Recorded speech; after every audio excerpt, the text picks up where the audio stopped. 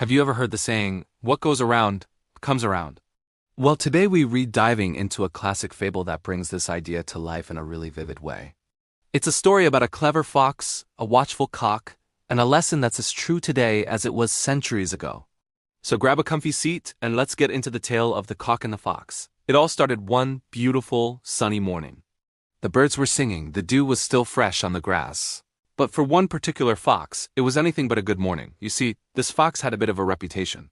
He was known for his cunning, his slyness, and his insatiable appetite for, well, chickens. The night before, driven by a rumbling in his stomach, he had crept a little too close to a farmer's henhouse.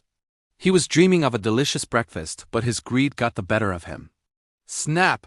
He found himself caught fast in a trap, cleverly hidden by the farmer. Now, this fox was in a real predicament. He pulled, he twisted, he gnashed his teeth, but the trap held firm. The more he struggled, the tighter it seemed to grip.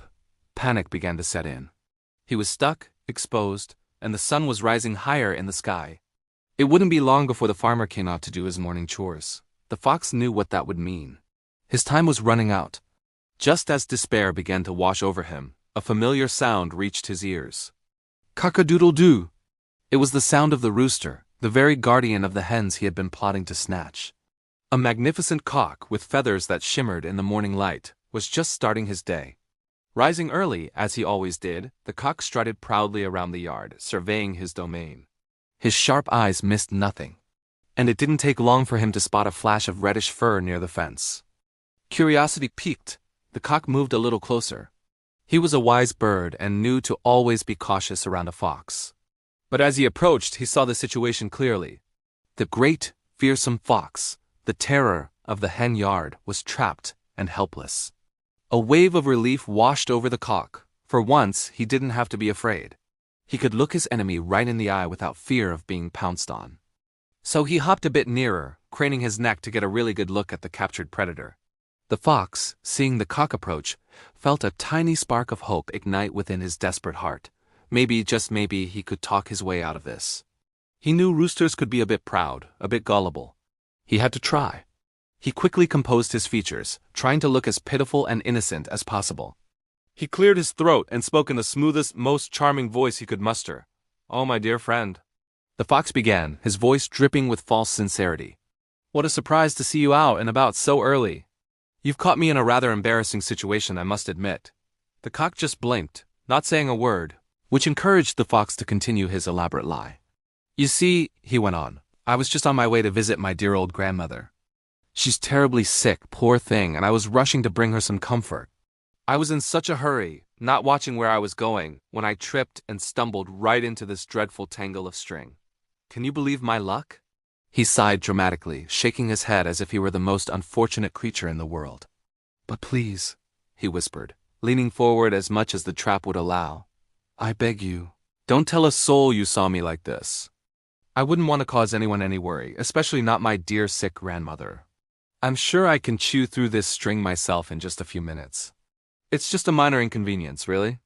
He gave the cock what he hoped was a charming, reassuring smile. He was banking on the cock's pity, hoping his story was convincing enough to buy him some time, or perhaps even convince the bird to help him. But this was no ordinary foolish rooster. The cock had seen the fox's sly tricks before. He had watched from his perch as this very same fox tried to lure his hens away with sweet words and false promises. He knew that a fox on his way to visit a sick relative wouldn't be skulking around the henhouse at the crack of dawn. The story was full of holes, and the cock saw right through the performance. He looked at the tangle of string and saw it for what it was, a farmer's trap. He looked at the fox's innocent face and saw only deceit. Instead of feeling pity, the cock felt a sense of justice. This predator, who had brought so much fear and danger to his flock, was finally getting what he deserved. The fox's smooth words didn't fool him for a second. The cock puffed out his chest. He wasn't going to fall for this charade. He knew exactly what he had to do. He didn't waste another moment arguing or engaging with the fox's lies. Without another look at the trapped trickster, the cock turned around, took a deep breath, and let out the loudest, most urgent alarm call he had ever made. Cock-a-doodle-doo. Cock-a-doodle-doo. It wasn't his usual morning greeting. This was a cry of alarm, a signal of danger that echoed across the entire farm. Instantly, the peaceful morning was shattered. The hens in the coop began to cluck and squawk in a panic, flapping their wings and creating a tremendous racket. The whole hen yard was roused into a frenzy. The noise was impossible to ignore. Inside the farmhouse, the farmer, who was just sitting down for his breakfast, dropped his spoon. He recognized that alarm call. It meant only one thing: a fox. He grabbed the nearest, heaviest tool he could find and burst out of his front door, running towards the source of the commotion. The fox's heart sank. He heard the uproar from the hens, and he heard the heavy running footsteps of the farmer getting closer and closer. His desperate plan had backfired completely. The very creature he had tried to deceive had become his undoing. There was no escape now. The farmer arrived, saw the fox caught in his trap, and well, let's just say that was the end of Mr. Fox and his chicken-stealing days. The moral of this story is a powerful one.